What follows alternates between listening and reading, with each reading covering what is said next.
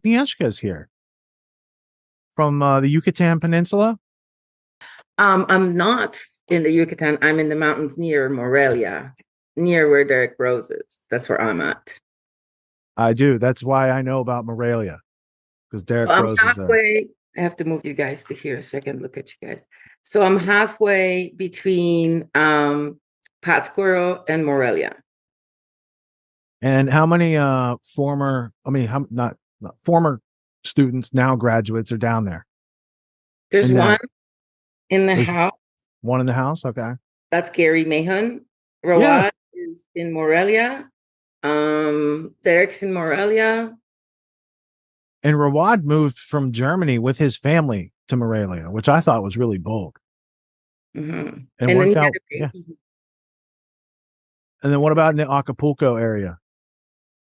Mike Nimitz is in Acapulco, and James Jordan is in Acapulco. And we're going to be in Acapulco in January with a whole bunch of autonomizers because it's the 10-year anniversary of the Acapulco conference. And we rented a big autonomy house on the beach. I know you didn't know that, but it's too late. You can't rent a room. It's full. But we have another house that we just got with 4 bedrooms. So 4 more people want to come to Acapulco, they can reach out to us, and we're going to put you up in the second house. Now, the main autonomy house, it's going to be advertising autonomy, of course. It's going to be on the beach. It's what's across the street from the beach, the restaurant. So we rented the whole hotel. It has 4 bedrooms. Then there is the restaurant right in front of it. And then there's the beach. But that means we have some control over the beach. We can have bonfires and stuff like that on the beach. And we're going to have lectures. I'm going to see, we're arriving in Acapulco on January 5th. So I'm going to see if I can set up like a TV so we can have remote lectures, because I really want Leah to lecture and do a workshop like remotely. And we're going to have face reading and body reading workshops, and depends who else come. So in the house right now, who we have is Mr. Danny Lilly, Mr. Puce, and Mr. Suleiman. Really? Mm-hmm. That's awesome. Yeah, Danny was at the Porcupine Freedom Festival. That was good getting to meet him in person because he's participated for so many seasons. Now, my question is, how and when did you get into autonomy? I was working away because I'm a freelancer, and I was a freelancer already. I was working away on my computer, and my ex-boyfriend from the living room had autonomy, and this guy was droning on, and I was like, oh, I have some good ideas. I could give him some advice. So I came into autonomy thinking that I'm like this freelancer. I've been working by myself for years. I'm already traveling, but so that's one side of the story, and it's all true. And I was independent and making money. But at the same time, I was like in a place I didn't really want to be. I had no friends there. I had no family there. I felt trapped. I honestly became depressed and agoraphobic. But like at the time, I don't know if I was so deep in it, I didn't even realize. And I felt like I was living in the Sputnik. And like I couldn't even go down because I was in Quebec. And like if I went outside, people wouldn't even talk to me. Like I don't speak French, right? So they would like be like, yeah, go away. That's basically the attitude that was and it wasn't in Montreal, it was like in a village in Quebec. So I didn't like it. And then so it was interesting because I came to autonomy to help you guys out. Like, okay, I can tell you about copywriting and marketing strategy and all this jazz, da, da, da, da, da. But then as soon as we were like close to graduation, I think we had like one more lecture left. I suddenly on like, this is a true story, on like a Wednesday night, I said, I'm going to stay with my mother. She has a spare house right now. I'm going to go stay in the spare house. I said to my boyfriend at the time, Eric, he's probably not here, but he's in autonomy. I said, you can come or you cannot come, but I need to get out of this province. I need to get out of this place. And I literally put all my stuff in on Monday. So from Wednesday till Monday, that's how much time. And on Monday, I put all my stuff. I canceled the Airbnb we were staying at because long story. In any case, we drove back to British Columbia, and I stayed there for one more year before I connected with some autonomizers in Mexico, where I came here. But yeah, you guys helped me way more than I ever helped you, I think. Well, you're still working as a copywriter, so you're still helping out. Well, now my title is operations manager and content manager. Yeah, so even doing the copywriting, It's like on a higher level. So you came into this course with skills. Oh, wait, I work as a copywriter for you, I guess. Yeah, you do. That's kind of, yeah, that's what we were just talking about earlier today with Leah. So you came into this course with skills. So it wasn't like you were bereft and didn't know how to support yourself. You were able to travel around the world, and you're like a internet contractor freelancer. You can work from anywhere, right? There are people in every country who need your skill set, and you know how to barter and trade and do, and meet your needs with that skill set. How did autonomy help you, since you already had pre-existing skill sets? What did it add that let you do what you do more naturally and with more boldness? Well, so first of all, with this operations manager gig, right? I worked for this company for 4 years. And then at one point, they actually soft fired me. Like, they didn't fire me, but there was this guy that didn't like me, and he kind of took over, and I kind of lost all my hours. But I was like, I knew he was a loser. So I was just like biding my time and listening to Richard Grove, and every now and then reaching out to the boss and saying, hey, how's it going? I'm just here for you. Just so you know, my number one priority is your company and your success. I don't really need this job, but I want to make sure that you're okay. And so if you want me to, I can help you out and stuff. And then this really cool moment came where the guy was so tired of this other usurper, imposter dude, that the guy was just really not a good marketer. He was one of those people that charges $5,000 a month, but doesn't do hardly any work. So he came to me, and so I came to the boss at one point, listening to Richard's voice in my head. I came in and said, hey, you know what? I've just noticed that online, there's not much content that you're producing. I haven't worked for you for about 6 months, but when I used to work for you, we used to put out 2 to 5 emails a week. We used to have all these Facebook posts and stuff. I'm watching your company in 6 months. That could be algorithm death. Do you know about the algorithm? Let me tell you, you need to continue to put out stuff. And so I told him about the algorithm. And I said, look, I'm just a writer. I'll just write you a couple articles, right? A few articles. He's like, yeah, maybe let me think about it. So then he comes back. He's like, I want you to write me one article. And I said, well, where's that one article going to get you? Because in reality, you have not put out any content for 6 months. Now, I would never have said that before I met Richard. I'd be like, thank you for one article, sir. I'm going to write one article. And I would have just written the one article.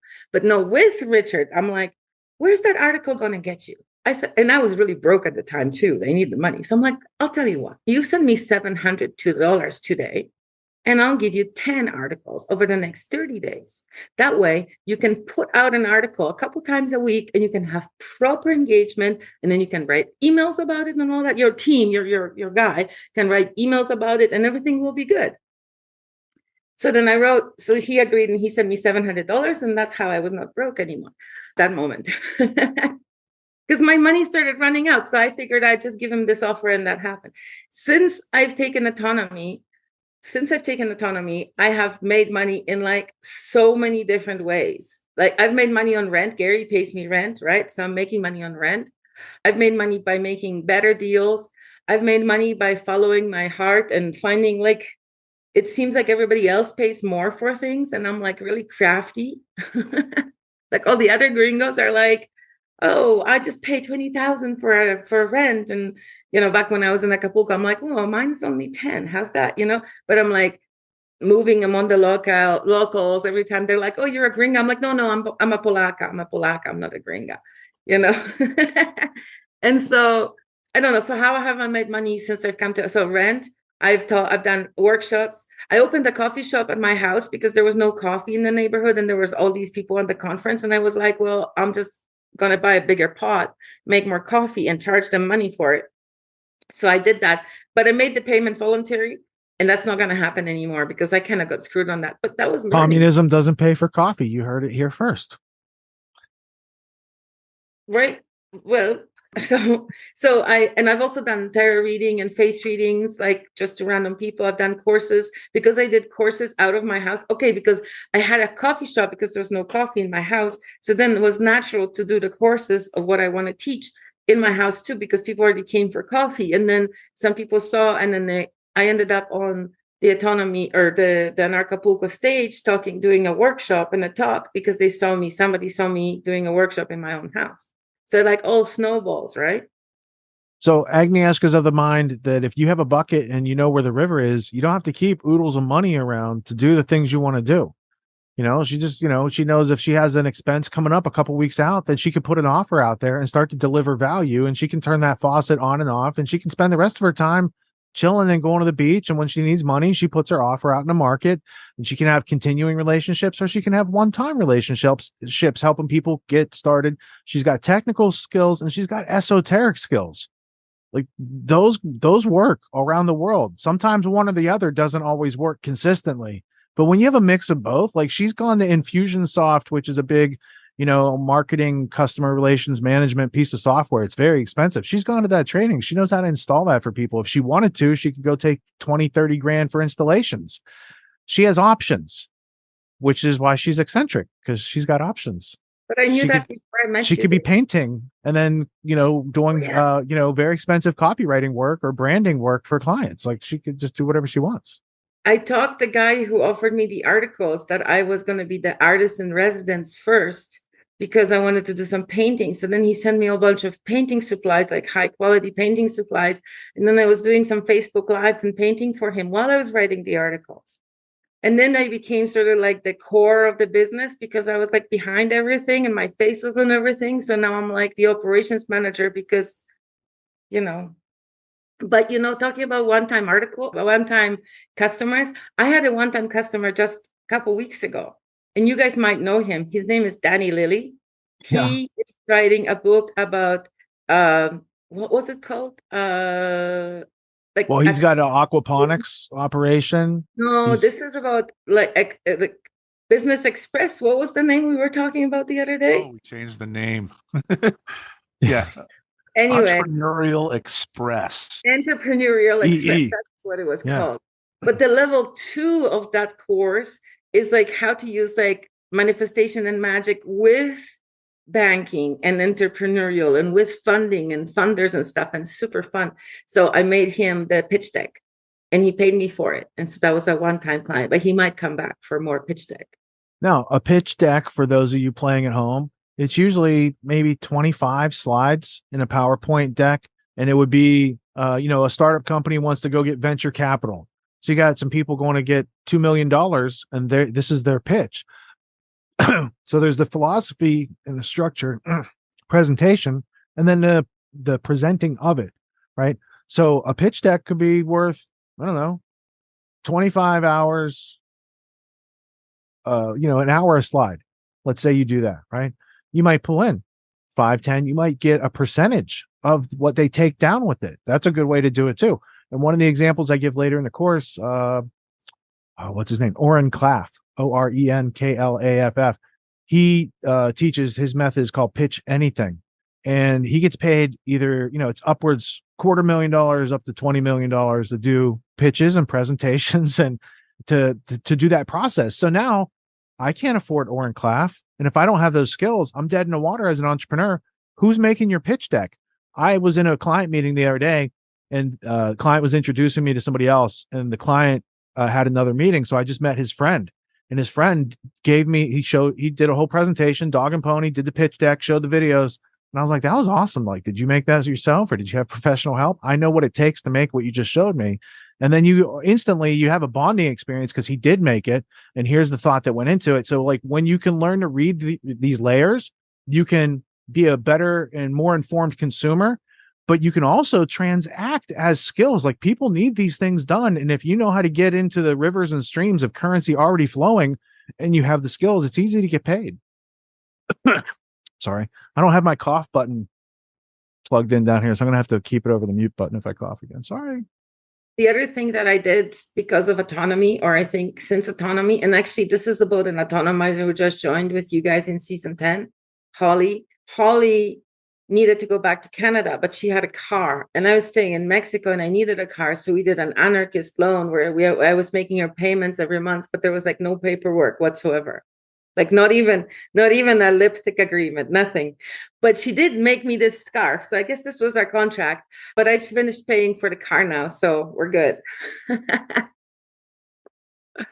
yeah, anarchist in Agnieszka's term is anarcho-communism, and it means without rulers. It doesn't mean without rules or integrity or these other things in transactions between individuals. I just wanted to disambiguate that because some people might be like, what? And Sacco also and Vanzetti. What? No, we're not talking about that. It's a different thing. Different thing. holistic anarchist, not anarcho-capitalism, because I'm not really into that kind of thing. You found out anarcho-communism didn't work though with Cafe Rustica, right? You learned that business lesson, right? That's not business. That's charity. I don't know. Do you think it would work with autonomy? Because autonomy people are autonomous. If you're like, here's a stack of each one's $5. Here's a cup, put $5 every time you pick up a burger. I mean, it's not. It does work. It's called the Porcupine Freedom Festival, and plenty of vendors have a cash jar, and you can just get their stuff and put the money in the jar, and no one steals anything. For the last 20 years, like it just operates, and that's your point. People with rules don't need people to tell them what to do most of the time. They act as if, and they know there's also consequences for, like, if somebody did get robbed, everybody would be looking for, and somebody would have video of, and something would be done, and it would be adjudicated. So those things go on too in life. All right. So pro tip for everybody, because you know how it works. And then we're going to pass hot potato to Danny, because he was here. I saw him. So he's going next now. Oh, goody. You know how it works. Yeah. It's just like, if you come up with an idea, you're in charge. This is how it works. If you talk during one of these, you're getting next ups. Agnieszka, what's your pro tip? My pro tip is to break down walls between limitations. So like, there's no different languages. It's all one language. Listen to the word and you probably already know it. There is no different businesses. You're not have to be stuck in one thing. You can do everything a little bit and live and be free. And those of us who are emerald introvert nerds, we can focus on one thing and not do those other things too. We have that freedom. But or you're a sapphire. You're flying around, you're doing all these different things. Some people just like to focus. But every Excel spreadsheet has those little tabs, so you can have different businesses and you can still run them all. Yeah, you're right. Sanchez. You're telling me Excels have more than one tab? No way. All right. Thank you for coming tonight and leaving some wisdom and intriguing people with the skill sets and the mixture of technical and esoteric. Like, you might need Agnieszka to help you like do some WordPress plugin, or you might need her to read your face. And from the people who've had face readings, you get like a lot of testimonials from that, right? Yeah. Well, I'm teaching this I've taught 4 face reading, or I'm in 3rd and 4th now online. And a lot of autonomizers have taken them and they're very happy.